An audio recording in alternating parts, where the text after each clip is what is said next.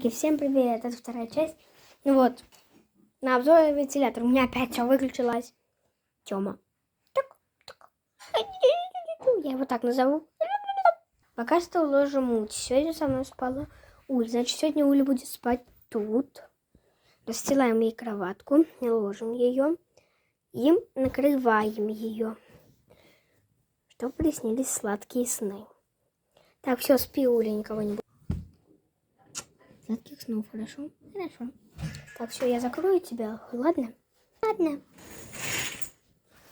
Закрываем наших утей.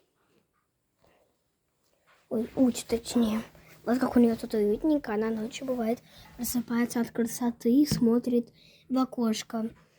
Специально ей такой домик сделал, чтобы она смотрела. Ну все, спи, хорошо? Хорошо. Так. Мы уже сделали вентилятор, смотрите, как он работает. Уля, чего? Смотри, как вентилятор работает. Давайте вам его поставим. Куда поставим его? У нас тут букашка какая-то. Ребят, смотрите. Ну блин.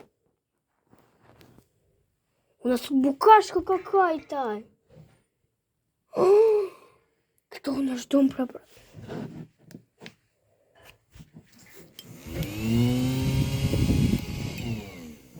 Куда вентилятор-то поставим? Давайте тогда поставим. Блин, не знаю, куда. Так. Не знаю. Давайте, что ли, сюда. Рядом с холодильником. Ну все, пусть тут будет стоять. Пока что всем пока.